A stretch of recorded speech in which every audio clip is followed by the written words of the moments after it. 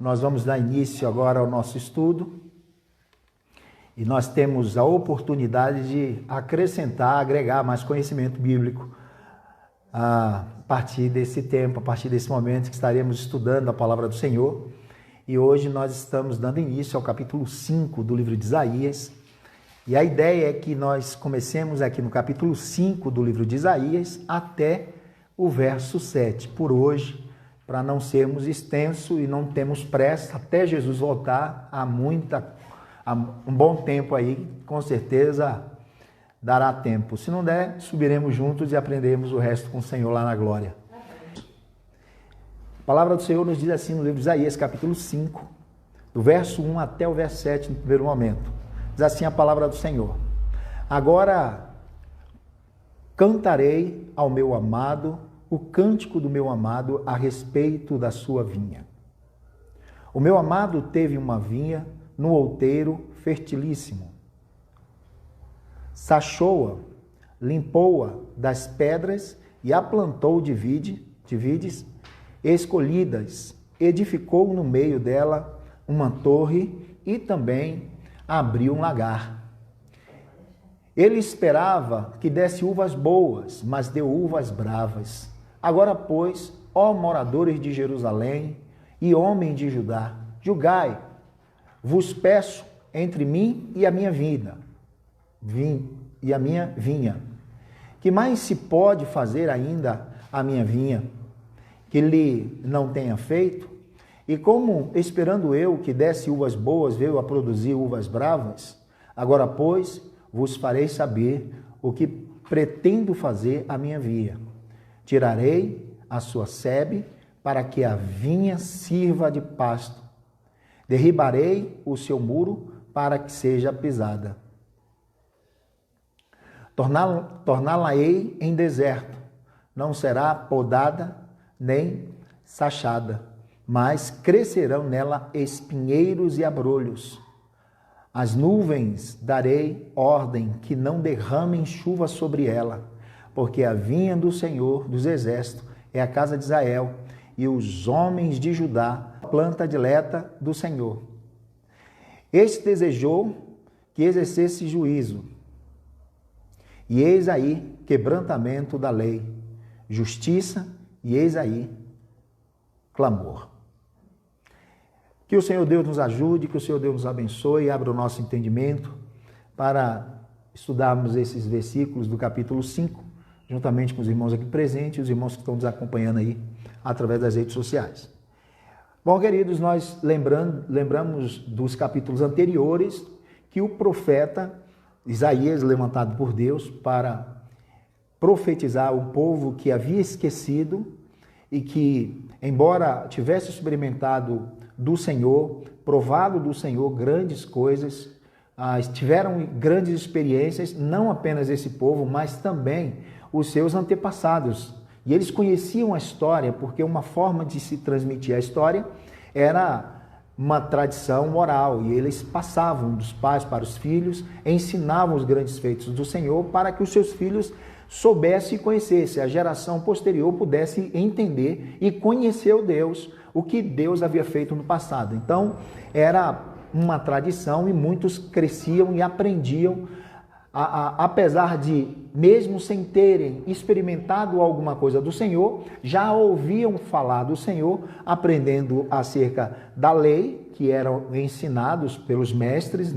pelos escribas, eram ensinados por eles, mas também era uma outra forma de ensinamento, de transmissão de conhecimento, era a partir de histórias, do que havia acontecido, contando às gerações que viessem. E eles conheciam o Senhor. Deus havia dado uma aliança, eles sabiam da aliança, a ordenação do Senhor, os preceitos da lei do Senhor, como eles deveriam se portar em todas as esferas. E não havia apenas, em alguns momentos, orientações para simplesmente questão litúrgica, de celebrações, de cultos. Não, era para toda a vida social, para toda a vida política. Haviam determinações do Senhor e ordenança para que houvesse preservação da vida, para que eles soubessem se relacionar entre eles, para que houvesse em ordem, preservação de vida, né? E andassem dentro da vontade do Senhor. E nessa relação de povo escolhido e Deus manifestava grandemente o seu favor sobre o seu povo, e nessa relação entre eles, o nome do Senhor era glorificado de tal maneira que as nações ao redor de Jerusalém também ouvissem falar sobre Deus e ficassem curiosos, e a partir de então Israel pudesse proclamar o nome do Senhor. E depois do profeta repreendê-los, mostrando que, embora eles permanecessem fazendo culto, eles permanecessem tendo de forma ortodoxa os cultos que eram comuns entre eles, haviam rituais, eles cumpriam todos os rituais, ofereciam sacrifícios, levantavam as suas mãos, provavelmente davam ofertas ao Senhor, cantavam cânticos ao Senhor, mas era apenas da boca para fora. A vida deles não mais evidenciava isso. E o profeta estava denunciando isso. E que se eles não mudassem de vida, eles então eles passariam por um momento de tribulação, de escassez, de punição e disciplina do Senhor para com eles. E uma das formas que Deus usava para disciplinar o seu povo, a gente vai ver isso em alguns momentos da história de Israel, era levantando um povo forte, uma nação forte, para disciplinar, como braço de disciplina do Senhor, disciplinar o seu povo, se não houvesse um arrependimento. Então, essa profecia, no primeiro momento em que o profeta proferia aquela nação, não era uma sentença já julgada e determinada, de forma que seria irreversível o futuro deles e que, de fato, eles passariam por isso. Não. Isso era uma profecia condicionada, que se o povo se arrependesse, mudasse, então Deus mudaria a sorte deles, mudaria a história, e Deus se arrependeria de fazer o mal que estava, através do profeta, determinando por eles. E, no entanto, eles não cumpriram a vontade do Senhor, e no final do capítulo 4, a linguagem do capítulo 3 do capítulo 4 é uma linguagem de guerra, de um inimigo invadindo Israel, derrubando seus muros, as suas portas, levando cativo as suas mulheres, que outrora andava de pescoço emproado, empinado, e que desfilavam ornadas de joias, de toda espécie de joias, de ouro, enfim, de pedras preciosas, que era o orgulho de Sião, e que levariam, sobretudo, a nobreza, né? Porque os pobres não desfilavam como desfilavam a nobreza com tanta opulência.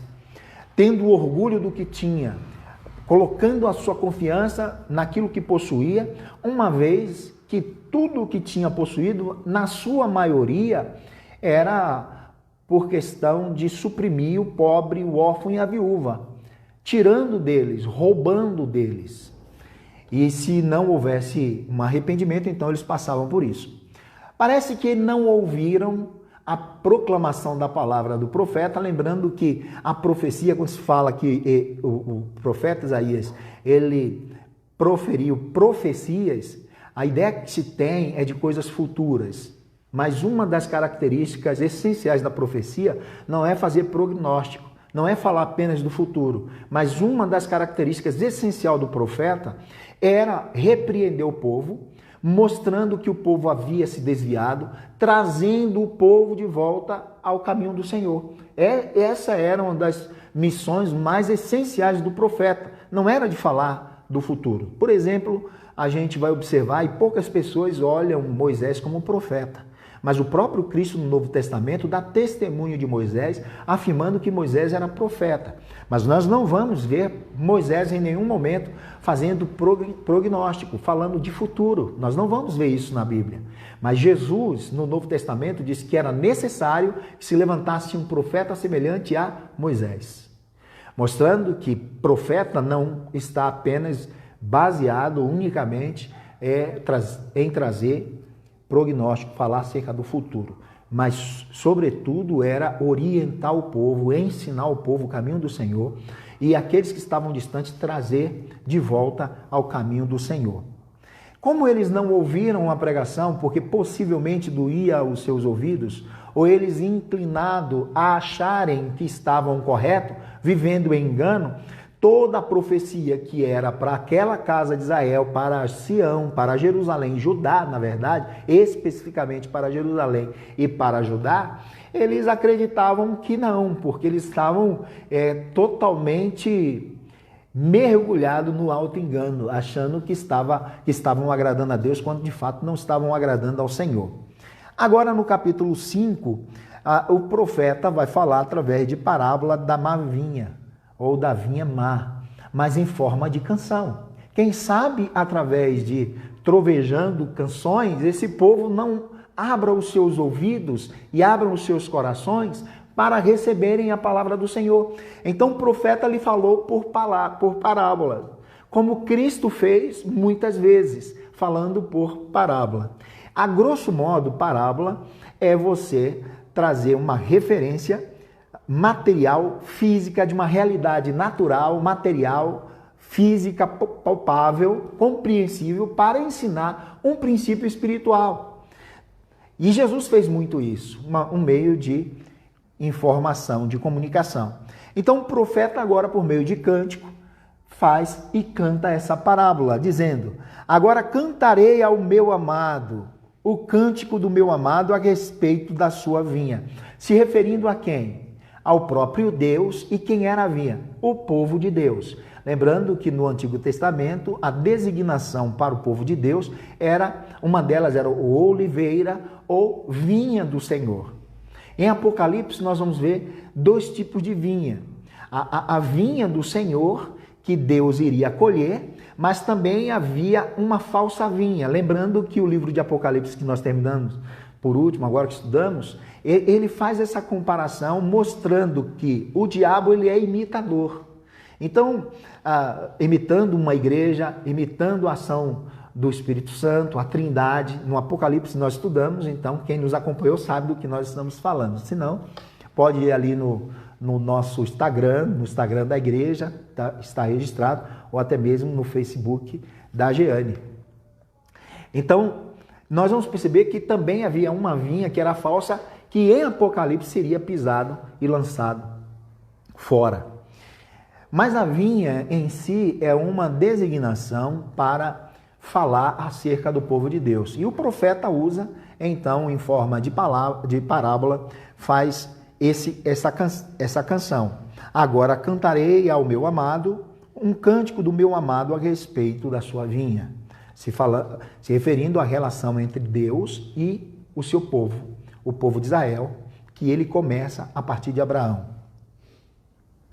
O meu amado teve uma vinha num monteiro fertilíssimo, mostrando que Deus teve uma vinha, ou Deus escolheu uma vinha, ou Deus plantou, que seria mais apropriado ao contexto, que Deus plantou uma vinha em uma terra fertilíssima, mostrando que essa vinha tinha todas as condições possíveis para produzir frutos, que a quem a plantou teve o cuidado de plantar em uma terra que iria ajudar a que a semente se desenvolvesse e que então surgisse uma boa vinha que pudesse produzir vinhas boas.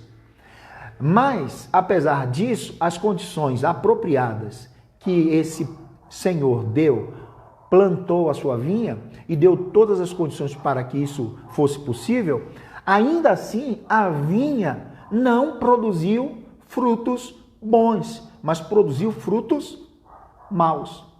Ou seja, ao invés de produzir uvas, produziram em sua volta abrolhos e espinhos. Ou seja, mostrando que a questão não estava no ambiente, o problema não estava nas circunstâncias, o problema não estava na circunstância temporal, nas adversidades temporal, no mau tempo, colocando em uma situação favorável, a vinha não produziu o que deveria produzir, mas teve uma natureza contrária, uvas mais. Agora, quando Deus cria Adão e Eva e o coloca em um habitat extremamente fertilíssimo, chamado de paraíso, Ou seja, Deus não apenas o criou, não apenas deu ordem, mas deu todas as possibilidades e condições possíveis para que esse homem, Adão e Eva, pudesse produzir frutos. Lembrando que Adão e Eva não conseguiram produzir fruto e glorificar o nome do Senhor em um ambiente propício. Assim também Israel. Deus o plantou em uma terra fertilíssima, que adubava com as suas bênçãos, que adubavam com suas promessas, com a sua proteção, com a sua benevolência, com o seu cuidado, com a sua graça. Com tudo isso, Deus o cercou. No entanto, a natureza era terrena e terrível. As nações que cercavam Israel eram nações politeístas, eram nações que adoravam outros deuses. Agora, o que Deus faz é dar uma condição favorável, todos os requisitos necessários para que aquela nação pudesse glorificar a Deus. E Deus era com ela, favorável a isso. Mas o coração foi inclinado à terra. O que eu quero falar lembrando de Adão e Eva, que não conseguiram produzir bons frutos no paraíso, lembrando também, fazendo um paralelo aqui, colocando do lado a nação de Israel, que foi plantada em uma terra fertilíssima e que tinha as bênçãos de Deus, o cuidado de Deus sobre essa nação e tinha tudo para cumprir e glorificar o nome do Senhor. No entanto, não estava glorificando o nome do Senhor, não honrava Deus entre as nações e não estava honrando o nome do Senhor dentro mesmo dos seus limites. Ou seja, estavam descumprindo tudo que Deus havia dado. Mais adiante a gente vai entrar em detalhes aqui nos pormenores. Agora, ao contrário desses dois exemplos que eu dei, nós vamos lembrar de um personagem que no Gólgota, que no Getsêmani e na cruz, em um ambiente completamente desfavorável, conseguiu glorificar a Deus, que é Jesus.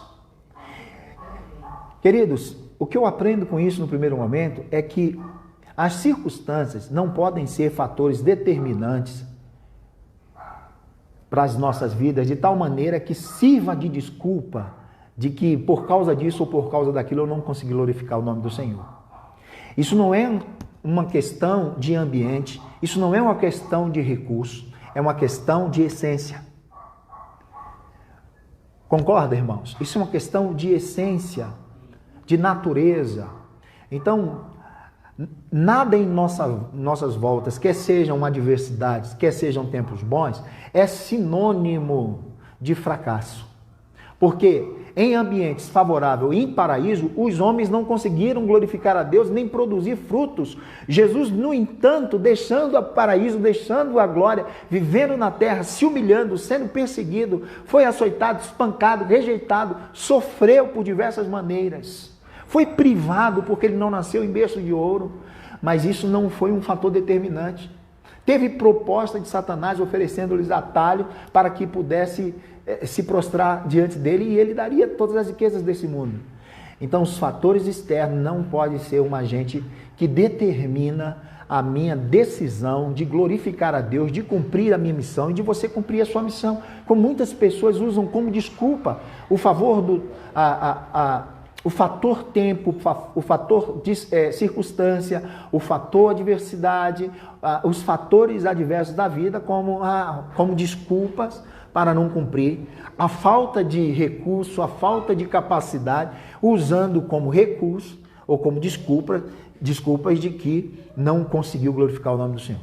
Então, pegando esses dois exemplos, esses três exemplos, dois desfavorável e o de Cristo, que é o exemplo máximo que nós devemos seguir, que ele mesmo deu testemunho de Deus e glorificou o nome do Senhor na terra, com uma circunstância completamente desfavorável, sobretudo na cruz. Ele diz: Pai, a ti entrego o meu espírito. Está consumado, cumpri a tua vontade na cruz. Então, usar fatores circunstanciais como desculpa para não sermos firmes no Senhor, para não darmos bons exemplos, para não glorificarmos o nome do Senhor entre as nações, no meio dos nossos, não é justificável. É isso que o texto nos apresenta, fazendo esse link com Adão e Eva e também reportando a ação de Cristo.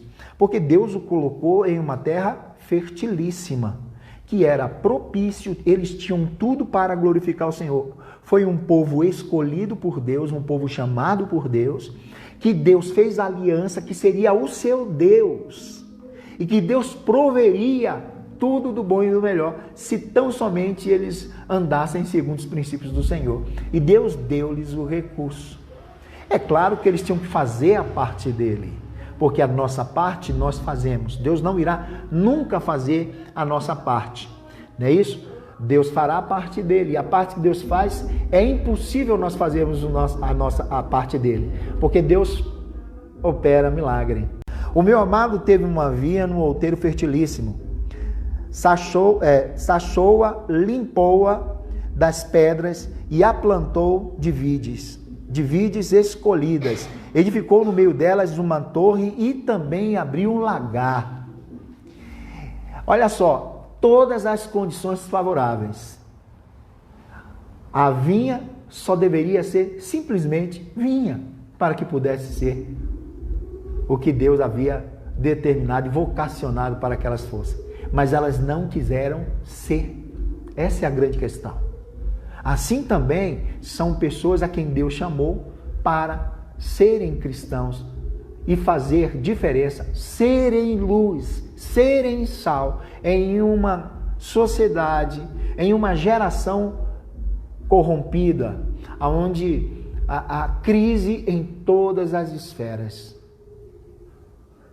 E muitas vezes a igreja escolhe não ser a luz do Senhor, mas tenta se igualar, tenta assumir a identidade do mundo. Ou seja, praticando aquilo que o mundo coloca como princípio, valores, em detrimento da palavra do Senhor. E muitos cristãos também fazem essa escolha. Escolhem os princípios, os valores, o mundo dita a sua moda, a sua roupa, os seus negócios, as suas palavras, as suas vantagens e tantas outras coisas. Porque simplesmente, assim como a vinha não quis manifestar a sua natureza de vinha, mas tornou-se abrolhos e espinheiros.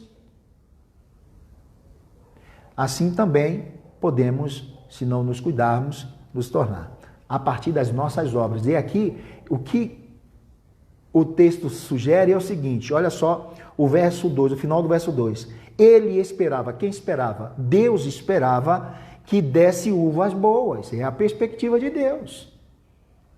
Mas deu uvas bravas. Agora, pois, ó moradores de Jerusalém e homens de Judá, julgai-vos, peço, entre mim e a minha vinha. O que é que Deus está colocando?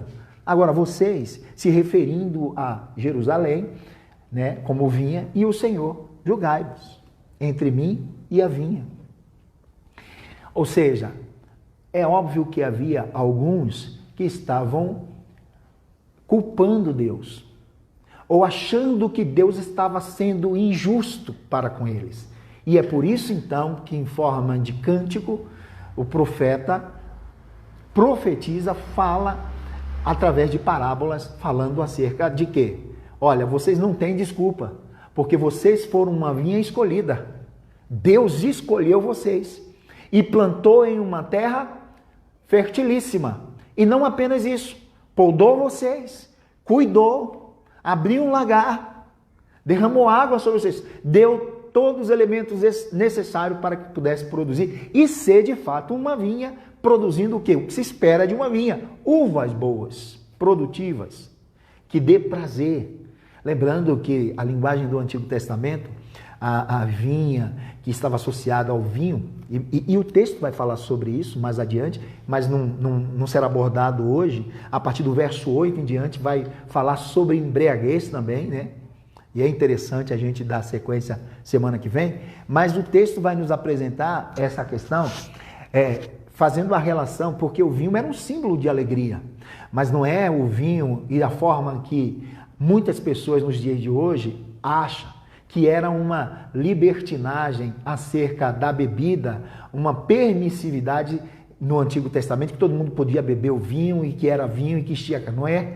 E as pessoas que hoje usam como argumento o Antigo Testamento para se embriagarem, para poder beber todos os tipos de bebida, justificam sem conhecimento teológico cultural, sobretudo cultural, da época deles, porque havia sim o vinho que era permitido, uma dosagem de vinho, um limite de vinho. O vinho não era puro, não era um mosto que eles deveriam tomar, porque esse embriagava, e esse que embriagava era proibido, Deus condenava. Só é olhar na Bíblia, né, que havia esse tipo de vinho, mas havia o tipo do vinho que era diluído, uma porcentagem com quantidade de água, para que eles pudessem participar, e era um momento de alegria, era o símbolo de alegria, como por exemplo, Jesus em um casamento, quando acaba o vinho, Jesus transforma a água em vinho, e muita gente usa erradamente, quando a pessoa quer fazer a coisa, né, torcem o texto bíblico ao seu favor.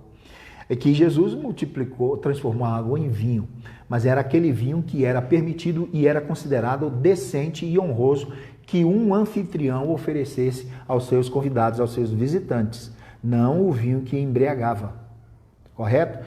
Até porque a Bíblia proibia, muitas vezes, sempre na verdade, a que se bebesse e se dassem a vinhos que embriagavam, que era o vinho mosto mais forte, era o vinho mais forte, que para um dono de casa, um hospedeiro, o anfitrião que recebia o seu hóspede, se desse um vinho com uma proporção menos de água, com mais do mosto, era deselegante, até culturalmente.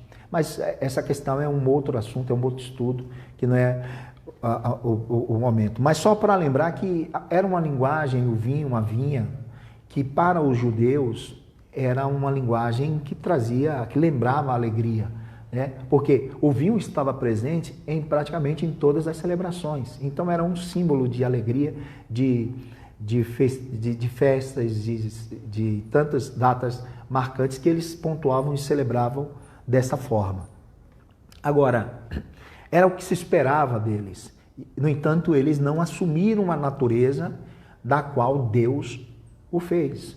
Assim também, a gente olha e vê que isso que aconteceu no Antigo Testamento, muitas vezes acontece na igreja do Senhor, no meio dos crentes, do povo de Deus, que se dizem ser povo de Deus, mas escandalizam os seus amigos, os seus vizinhos, os próprios familiares. Por quê? Porque na prática não vive da forma como Deus tem expectativa, que Deus espera que se viva, e vive de um modo completamente contrário aos princípios de Deus. Então, o que o texto diz no verso 4, Deus vai dizer, olha, vocês julguem entre mim e a vinha. Por quê? Porque muitos achavam que Deus estava sendo injusto pelo que muitos estavam passando. O verso 4 nos diz o seguinte, que mais se podia fazer ainda a minha vinha, que eu lhe não tenha feito? Gente, o que mais eu poderia fazer por vocês que eu já não tenha feito? O que é que vocês querem mais? Porque a natureza do ser humano, isso é nato do ser humano, caído, é claro, por justificativa nos seus erros, nos seus fracassos. Achar sempre um bode expiatório. Achar sempre alguém que possa assumir. Então, a ideia da transferência é transferir uma responsabilidade deles para Deus. Era isso que ele estava fazendo. Então, Deus coloca a mim e a vinha em juízo, homem de Jerusalém. E o que eu não fiz, que eu já não tenha feito, que deveria fazer mais por vocês, que eu já não tenha feito? Fiz tudo.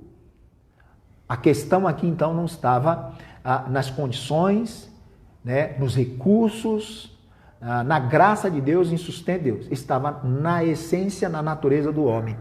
É o que nós falamos hoje, quando nós nos referimos, por exemplo, à política, embora não vá falar de política, quando as pessoas acreditam que o Brasil ou qualquer outro país, qualquer nação, tenha realmente cura a partir da política, seja restaurado, tenha novos rumos, nova perspectiva, expectativa a partir de legendas políticas, de candidato A ou B, e as pessoas põem confiança. O grande problema não é política, o grande problema do mundo, o grande problema e o grande mal, e o mal aqui eu digo violência, corrupção, extorsão, injustiça social e tantas outras situações críticas que a gente vive, que a gente experimenta, que nos tornamos muitas vezes vítimas, aqui em toda a sociedade, não no Brasil, mas fora, todas essas situações adversas, a origem de tudo isso é o homem. O problema não é a política, o problema é o recurso humano, o material humano que está deformado por conta do pecado. Enquanto Deus não transformar a natureza, o coração, não há futuro para nenhuma nação. Nós poderemos ter dias bons e dias amenizados, como a própria Bíblia fala em Tiago, que nós devemos interceder pelas autoridades constituídas por Deus, né, para que tenhamos dias melhores na terra, para que se amenizem as nossas dores da terra. Porque olhando com um olhar bíblico, escatológico, nós vamos perceber que o caminho político não vai melhorar em nada. O fim, daqui para frente, o que vai aumentar é a iniquidade, a corrupção, a ambição, o egoísmo, a violência, a extorsão, a usurpação e tantas outras coisas. E nada disso vai mudar. O mundo não vai se encaixar a partir de estratégias humanas, de legendas políticas, de grandes políticos. Teremos homens tementes a Deus, teremos homens que estarão na frente, que farão homens justos, que nos ajudarão, mas amenizarão apenas. Mas o final está escrito.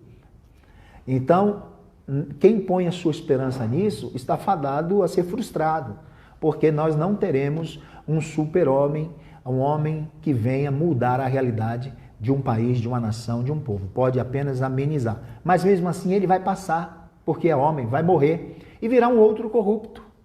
Esse é o círculo vicioso do pecado. Então, o problema da humanidade não está, a política em si, ela é boa.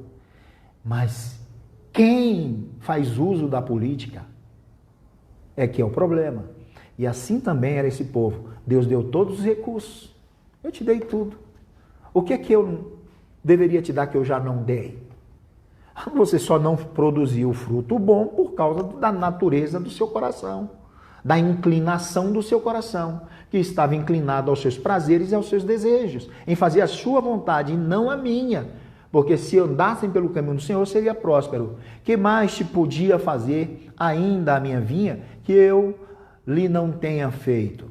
E como esperando eu desse uva boas, veio produzir uvas bravas. Contraditório, né? E ainda segue dizendo o seguinte, verso 5, agora, pois, vos farei saber que pretendo fazer a minha vinha. Tirarei a sua sebe, para que a vinha sirva de pasto. Derribarei o seu muro, para que seja pisada. Olha só, como o ser humano é tão ruim na sua essência. Deus dá toda a possibilidade para que eles sirvam a Deus de bom grado e sejam abençoados. E numa circunstância favorável, ao invés de se aproximarem, de reconhecerem o seu benfeitor, de darem glória a Deus, de conhecer que Deus é Senhor e que eles chegaram até onde eles chegaram, que possuíram o que possuem, que tiveram o que têm, foi por causa do Senhor. A história que ele tem, aonde eles chegaram, é por causa do Senhor. Ao invés disso, eles esquecem o Senhor e vai abraçando os costumes pagãos, inclinada à natureza caída perversa do homem. Por quê? O que estava acontecendo foi relatado nos capítulos anteriores, porque eles estavam roubando os seus irmãos, roubando terra dos seus irmãos, comprando de uma forma ilícita, vendo que seus irmãos estavam se empobrecendo, então quem tinha mais dinheiro comprava, e não era aplicado a lei de Levítico, da propriedade, da plantação, que eles tinham que fazer, mas tinham que se reservar também para os necessitados. O egoísmo tomou o coração, a obra da carne tomou o coração e a vida deles, de forma que eles ficaram completamente cobiçando apenas as coisas materiais e esqueceram do Senhor. Então o Senhor diz assim, se vocês não aprendem em uma circunstância boa, em uma terra fértil, né? Fertilíssima, em circunstâncias favoráveis, então vocês vão aprender pelo caminho mais duro e doloroso. Venham aqui, porque eu vou contar para vocês o que eu farei. Olha só, verso 5. Agora, pois, vos farei saber o que pretendo fazer a minha vida. Observe, não sei se você atentou para isso. E aqui eu me refiro aos irmãos que estão aqui comigo, como você que está aí nos acompanhando. Derrubarei o seu muro para que seja pisado. O que é isso que Deus está dizendo? Que derrubaria o muro, derrubaria as suas fortalezas, aquilo que impedia a outra nação que invadisse Israel, porque Israel era uma nação cobiçada. Judá e Jerusalém era uma terra cobiçada, era alvo de grandes guerras e cobiça. Por isso, na história, foi um dos povos que mais lutaram para se preservarem. Por quê? Porque era uma rota favorável para o comércio. Além disso, havia o Crescente Fértil, um lugar que alguns estudiosos acreditam que ali era o Éden, Crescente Fértil. Se você entrar e olhar o mapa, você vai ver lá no Oriente Médio o Crescente Fértil. Era uma terra que era favorável, uma rota favorável para o comércio, que as outras nações poderiam usar. Então era cobiçada. E o que impedia esse povo de entrar e de pisar? Era os muros. Mas que muros? De Jerusalém? Não. Deus era a muralha deles. E a gente observa isso anteriormente. Deus servindo de muralha para esse povo, protegendo esse povo, guardando esse povo. Mas ele tiraria essa muralha e eles seriam pisados. Pisado por quem? Pelos de fora, que só não entravam por causa da muralha. E aí se cumpre com o exílio babilônio. Quando a Babilônia entra com Nabucodonosor e subjuga o povo de Israel, saqueia os bens, levam suas mulheres e os seus filhos à nata, só os melhores. Foram os melhores que foram levados escravos. E um povo ficou de remanescente em Israel, em Judá, em Jerusalém. E isso aconteceu, mostrando que, embora o profeta falasse, os corações estavam tão fechados, as mentes estavam tão entenebrecidas que eles não entendiam o que Deus estava falando, não queriam entender. Os seus corações estavam tão contaminados com o mundanismo, com a forma corrupta, perversa, pervertida que eles estavam vivendo, que eles não deram mais ouvido à palavra do Senhor, de sorte que veio sobre eles a ação do inimigo, o juízo de Deus, a disciplina de Deus. Verso 6 diz, torná-la-ei em deserto. E ficou deserto, desolada. Quando Neemias vai perguntar acerca do povo de Israel, sobre Jerusalém, aí vai dizer que estava em ruína. E o povo estava em miséria, em deserto. Não havia identidade, não havia prosperidade, não havia absolutamente nada. Estavam vivendo em montouros, estavam vivendo de uma forma completamente marginalizada. Então Deus nos dá a bênção, Deus nos abençoa, mas tem gente, tem pessoas que não sabem lidar com as bênçãos de Deus. Tem muita gente que, ao receber as bênçãos de Deus, se perde. E por isso, muitas vezes, ela tem que viver regrada. Porque se Deus der mais, ela se perde. E não passa disso.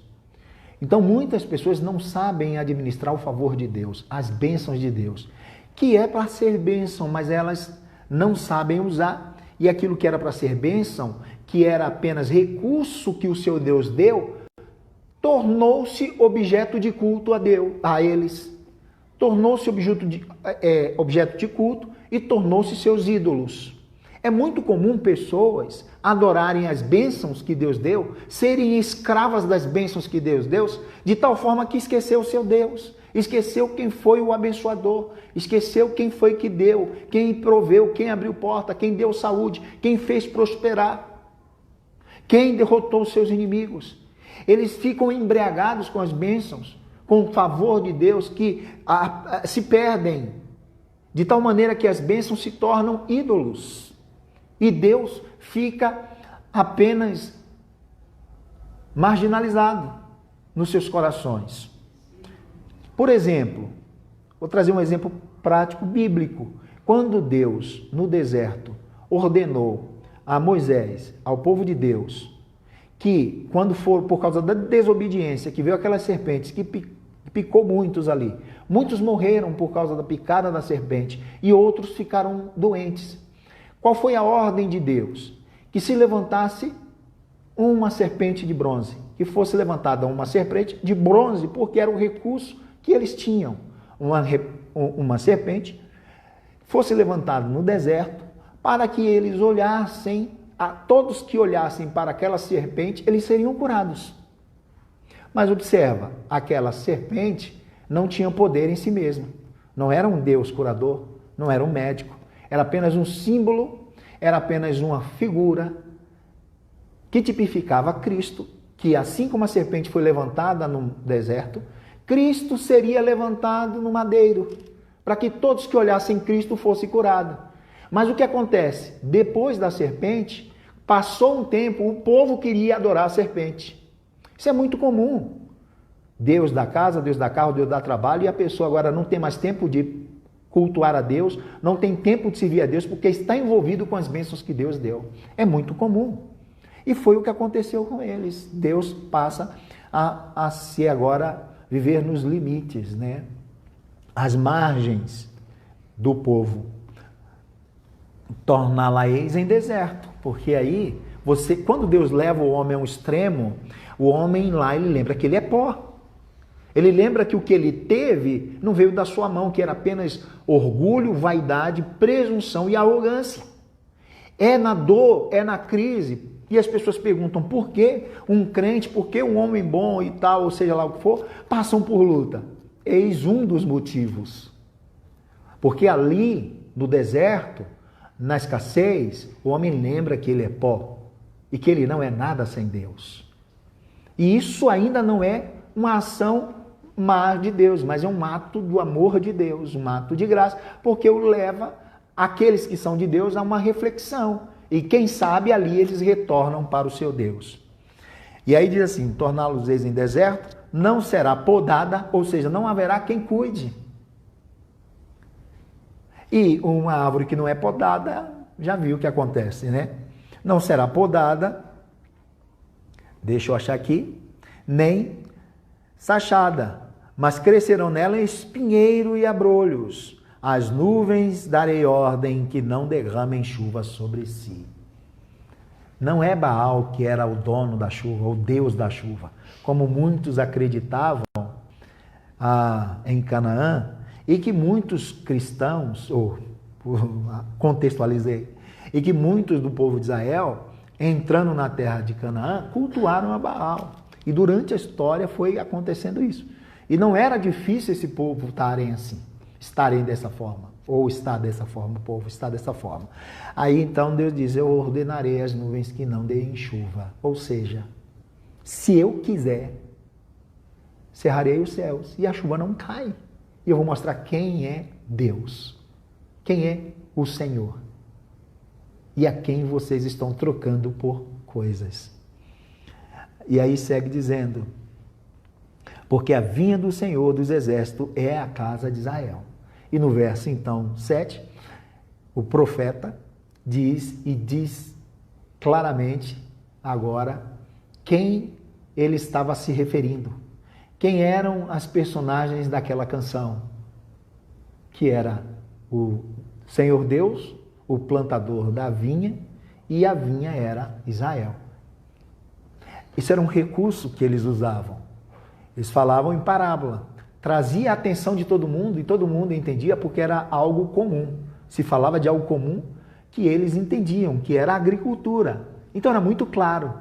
Só assim, talvez através da ignorância era tão grande que assim, deixa eu desenhar para vocês, para ver se vocês entendem. Eu vou cantar uma canção. Meu amado plantou uma vinha.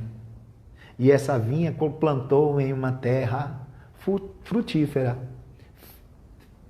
Ora, quem estava ouvindo estava dizendo, provavelmente, consequentemente, A lógica é que essa vinha vai produzir coisas boas. Não tem como não produzir. Os espectadores, os ouvintes daquela canção do profeta estavam assim, sendo engoldados, sendo levados a partir daquela canção, concordando com o profeta. Eu vou podar, eu vou sachar, eu vou preparar o lagar, eu vou cuidar direitinho. Todo mundo dizendo assim, é possível que tenha que dar. Aí ele vai dizendo, mas eu esperava que desse frutos, uvas boas, deu uvas más. Quem estava ouvindo dizia, isso aqui é hipoteticamente, mas é possível que eles estavam ouvindo e pensando, ô vinha ingrata, que vinha é essa? Aí no final o tapa chega. A vinha é o povo de Judá. São vocês. É isso que ele vai dizer. Porque a vinha do Senhor dos exércitos é a casa de Israel. E os homens de Judá. E são a planta dileta do Senhor. Este desejou que exercessem juízo. E eis aí quebrantamento da lei. Justiça. E eis aí clamor. Ou seja, Deus esperava que eles exercessem justiça entre eles, porque a lei tinha, as orientações tinham. Eu quero só lembrar aqui, aos irmãos, levar os irmãos a lerem rapidamente para a gente caminhar para a nossa conclusão de hoje.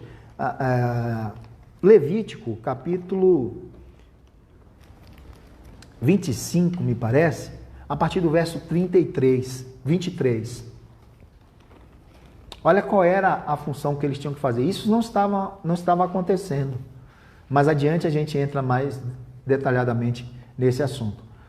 Levítico capítulo 25, verso 23 ao 28 diz assim: Também a terra não se venderá em perpetuidade, porque a terra é minha, pois vós sois para mim estrangeiros e peregrinos. Portanto, em toda a terra da vossa possessão dareis resgates à terra. O que significava? Eles não venderiam perpetuamente, ou seja, eu vou vender aqui a terra e agora comprando a terra de um pobre, porque estava vivendo uma crise e ele foi obrigado a vender a sua terra. Quem tem mais recursos compra a sua terra, mas não é perpetuamente. É esperando o outro melhorar a situação para devolvê-la. Porque a lei que Deus estabeleceu era para que não houvesse necessitado entre eles. E se eles cumprissem isso, não haveria tal pobreza, tal miséria. E a pobreza e a miséria é indício de um egoísmo exacerbado. E era isso que estava acontecendo, de uma injustiça. Então a ordem de Levítico era exatamente isso, ou seja, aí o verso 25 assim, se teu irmão empobrecer e vender alguma parte das suas possessões, então virá o seu resgatador, seu parente resgatará o que o seu irmão vendeu, para que ele não perdesse a terra, porque era direito deles, né, pela determinação do Senhor, para que todos tivessem uma terra para plantar e da terra colher o seu fruto, não existindo assim necessitado. Mas o que aconteceu? Eles começaram a cobiçar, compraram e tiraram. E não dava oportunidade de resgate à terra. E além disso, o texto vai dizer aqui mais adiante, e aí eu vou ler a partir do verso 26, se alguém não tiver resgatador, quem era o resgatador? Era o Goel, usado na Bíblia, o resgatador era aquele que era um parente próximo, o mais próximo, que tendo recurso, compraria a terra para dar a alguém da sua família, devolver a alguém da sua família. Esse era o resgatador, que era também o Goel, chamado Goel, né? Que era uma tipificação, podemos dizer assim, de Cristo, que é o resgatador. Perdemos tudo por causa do pecado. Fomos vendidos pelo pecado. Então, o resgatador veio e nos resgatou. E esse princípio, Deus já vem trabalhando desde o Antigo Testamento.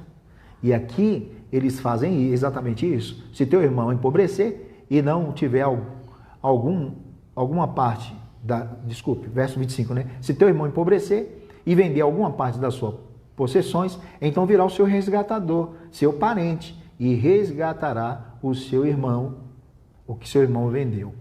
Verso 26, se alguém não tiver resgatador, porém, vier a tornar-se próspero e achar o bastante com que arremir, então contará os anos desde a sua venda e o que ficar restituirá ao homem a quem vendeu e tornará a sua possessão. Observa que é o cuidado de Deus para que não houvesse uma injustiça social, né? Para que não houvesse essa questão de pobreza e de miséria e não houvesse necessitado entre eles. Verso 28.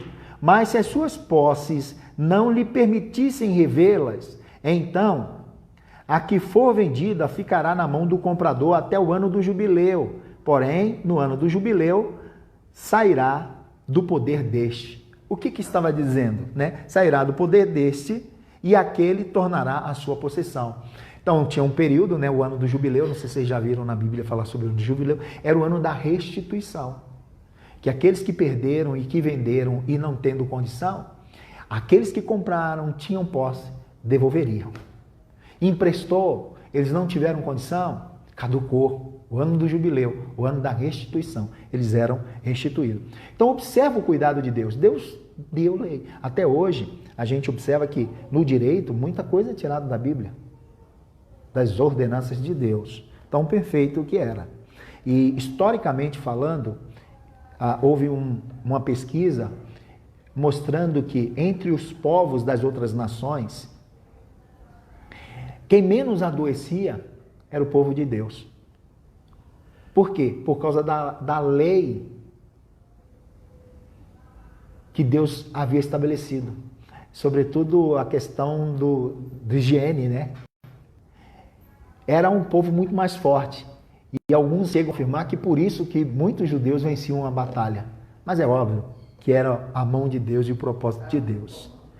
Amém, queridos? Então, mostrando aqui o verso 28. Então, eles não estavam obedecendo nada disso. E Deus, por causa disso, eles, ao invés de produzir boas obras, eles estavam produzindo as obras más, as obras perversas. E agora eu preciso achar aqui Isaías para concluir. O verso 7. Isaías capítulo 5 diz o seguinte: porque a vinha do Senhor dos Exércitos é a casa de Israel, e os homens de Judá são a planta dileta do Senhor. Este desejou que exercessem juízo.